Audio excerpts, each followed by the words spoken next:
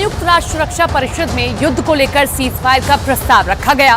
16 देशों ने प्रस्ताव के पक्ष में वोट डाले और इस दौरान खिलाफ में सिर्फ एक वोट पड़ा।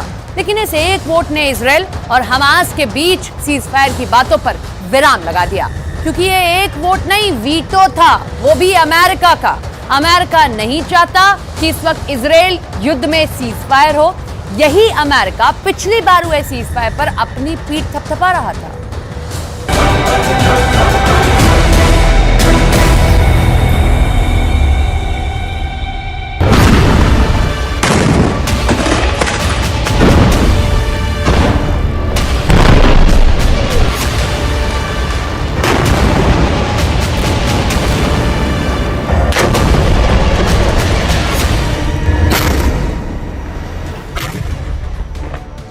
गाजा अभी और जलेगा।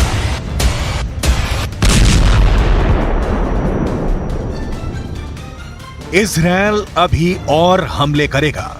फिलिस्तीनियों की मौतों का सिलसिला अभी लंबा चलेगा। युद्ध को जारी रखने का फैसला इजराइल का नहीं है। हमास तो चाहता है जल्दी से जल्दी युद्ध विराम। किसने किया इजराइल युद्ध को लंबा खींचने का ऐलान? हमास के अंतिम लड़ाके के मारे जाने तक जारी रहेगा युद्ध। यूएन में आया युद्ध विराम का प्रस्ताव। अमेरिका ने युद्ध विराम प्रस्ताव पर कर दिया वीटो, मतलब यूएन में गिर गया प्रस्ताव। The United States strongly supports a durable peace in which both Israelis and Palestinians can live in peace and security. We do not support calls for an immediate ceasefire. This would only plant the seeds for the next war, because Hamas has no desire to see a durable peace, to see a two-state solution. Gaza में जारी रहेगा रक्तपात। फिर सामने आया America का double standard.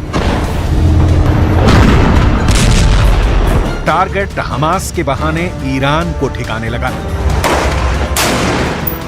Birleşmiş Milletler'in bu aciz ve işlevsiz yapısının da tüm dünyada sorgulanacağına inanıyoruz. Bakın çok açık söylüyorum. Gazze'den sonra hiçbir şey eski tas eski hamam devam edemez. Washington DC से Israel की राजधानी तेल अवीव तक 8 अक्टूबर से लेकर अब तक कितने विमानों ने उड़ान भरे हैं, कोई गिनती नहीं है। कितने असलहे अमेरिका ने इजरायल को सप्लाई किए हैं, किसी भी एजेंसी के पास इसका कोई जवाब नहीं है। ये हथियार, ये एयरक्राफ्ट कैरियर, ये लड़ाकू विमान इजरायल ने हमास के अंत के लिए ही इजरायल को भेजा है। लिहाजा यूएन में जब इजरायल युद्ध के युद्ध विराम का प्रस्ताव टेबल हुआ तो अमेरिका ने वीटो कर दिया, क्योंकि अमेरिका चाहता है कि युद्ध लंबा खींचे।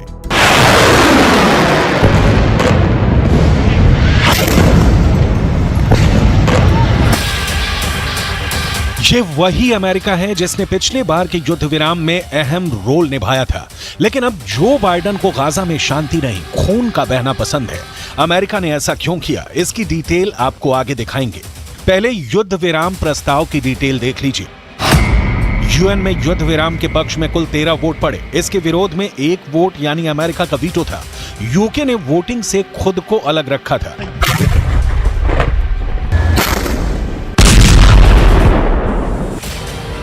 अमेरिका ने ऐसा कदम क्यों उठाया है, बाकायदा इसकी दलील भी दी गई। कहा गया कि युद्ध रोकने का ये ठीक वक्त नहीं है। आपको आगे दिखाएंगे कि खुद अमेरिका में इजरायल युद्ध को लेकर देश की जनता की क्या राय है। कितने प्रतिशत अमेरिकी चाहते हैं इजरायल युद्ध और कितने प्रतिशत अमेरिकी मानते हैं हमास को युद्ध के लिए जिम्मेदार। उससे पहले सुनिए अमेरिका का वीटो वाला तर्क। रॉबर्ट ए वुड संयुक्त राष्ट्र में अमेरिका के राजदूत और उप स्थायी प्रतिनिधि हैं।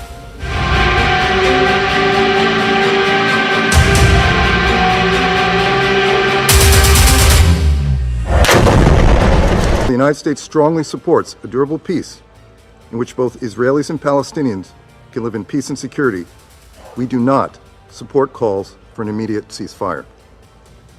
This would only plant the seeds for the next war, because Hamas has no desire to see a durable peace, to see a two-state solution. बिल्कुल लाउड एंड क्लियर है कि अमेरिका हमास के अंत तक युद्ध वाले नेतन्याहू के बयान के साथ अपनी सहमति जता रहा है। इजरायल के खिलाफ हमास को अमेरिका सदा के लिए समाप्त कर देना चाहता है ताकि ईरान से ठीक से निपटा जा सके।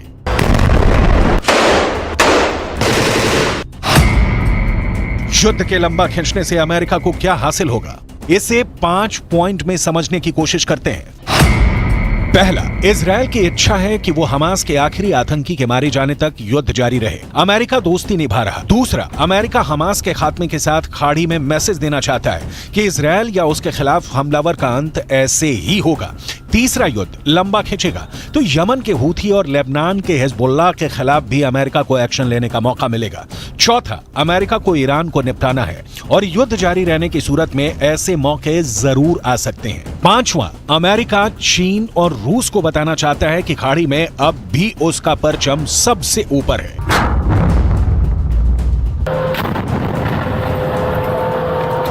जो बाइडेन की नीतियां लंबे युद्ध के पक्ष में है। यूक्रेन में भी नेटो का नेतृत्व कर रहे अमेरिका की यही ख्वाहिश है। ज़ेलेंस्की को इतने हथियार दिए जाएं कि पुतिन उन्हें परास्त नहीं कर सके, लेकिन इतने भी नहीं दिए जाएं कि पुतिन परमाणु बम जैसे विकल्प पर विचार करें। मतलब युद्ध चलता रहे और अमेरिका का हित पलता रहे। लेकिन यहां समस्या यह है कि हमास यूक्रेन की तरह ना ही बड़ा है, ना वैसा हथियार संपन्न है, ना ही उसके पास इतने लड़ाके हैं। हालांकि अमेरिका ने इसका भी उपाय सोच रखा होगा। यहां तक कि अमेरिका ने युद्ध के बाद गाजा के साथ क्या किया जाए इसका प्लान भी बना रखा है।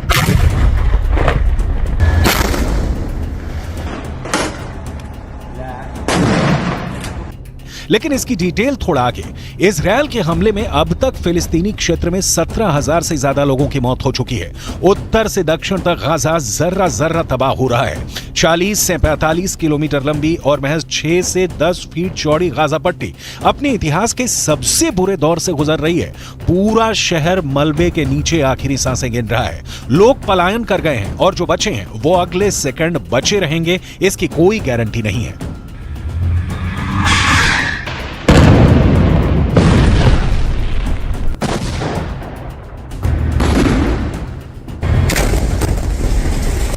तबाही की तस्वीरें देखकर अंदाजा लगाना मुश्किल नहीं कि इजरायल युद्ध चाहे जितना लंबा खींचे, यूक्रेन युद्ध की तरह वर्ष का दरिया नहीं पार कर सकता। ईरान के युद्ध मैदान में उतरने से इनकार करने, सऊदी अरब का ईरान को हथियार सप्लाई नहीं करने के लिए कहना और हमास के लड़ाकों के इस वक्त हालात बता रहे हैं कि बहुत जल्द गाजा इजरायल के कब्जे में होगा। लेकिन तब इजरायल गाजा में कैसा बर्ताव करेगा ये जान लेते हैं। उसके बाद बताएंगे कि युद्ध के बाद क्या है अमेरिका का गाजा के लिए सबसे लेटेस्ट प्लान।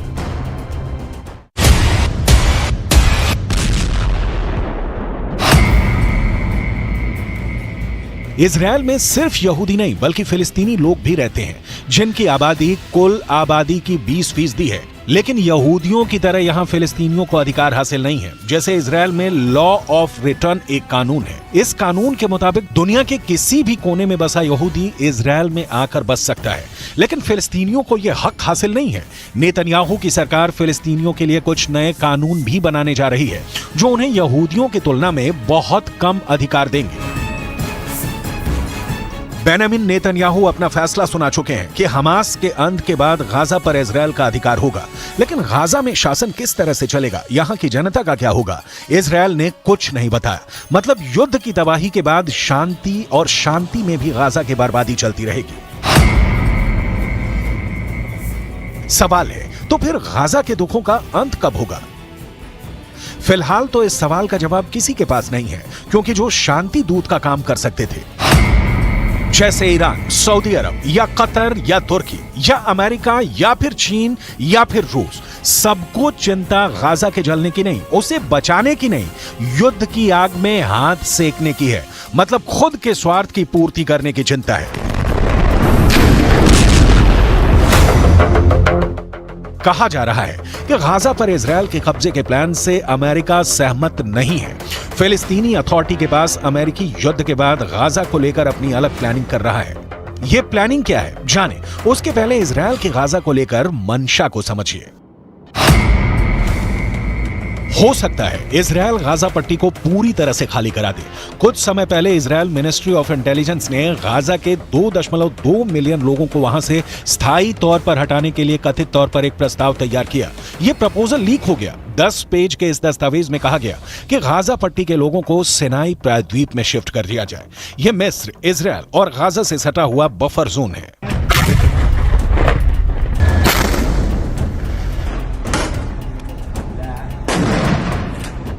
गाजा पर कंट्रोल के बाद इजराइल को जो करना है करेगा, क्योंकि तब उसका राज होगा।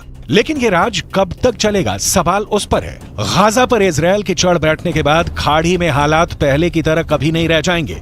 इजराइल की सीमा सीधे सिनाई प्रायद्वीप तक पहुंच जाएगी। हालांकि गाजा पर इजराइल कब्जा कर लेता है तो ऐसा होता है, तो ये पहली बार नहीं होगा। गाजा पर इजराइल पहले भी कब्जा कर चुका है। वहां उसने कई बस्तियां भी बसाई थी, लेकिन 2005 में इजराइल सरकार के इरादे बदल गए।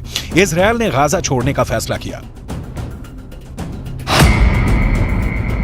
इजराइल के गाजा से निकले 2 साल भी नहीं बीते थे कि वहां फतह और हमास के बीच संघर्ष छिड़ गया। 2007 में हमास ने गाजा पर अपना नियंत्रण कर लिया।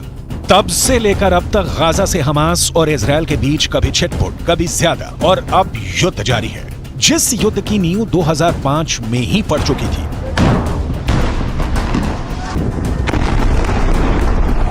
इजराइल यहूदियों का देश है और पूरी खाड़ी मुस्लिम, सुन्नी और शिया मुसलमानों की है। इजराइल से दुश्मनी मुस्लिम देशों के मूल में है। ईरान जैसे देश तो इजराइल के अस्तित्व को ही सिरे से नकार देते हैं। अरब देश मानते हैं कि मुस्लिम देशों की जमीन पर इजराइल को बने रहने का कोई हक नहीं। असली दिक्कत यही है, और गाजा पर इजराइल के कब्जे के बावजूद ये समस्या खत्म होने वाली नहीं है, क्योंकि इस समस्या से ईरान को फायदा है, इजराइल को तंग करता रहेगा। अमेरिका को फायदा है, खाड़ी में वर्चस्व बना रहेगा। चीन और रूस को फायदा है, पूंछ बनी रहेगी। इस बीच गाजा जल रहा है और चलता रहेगा।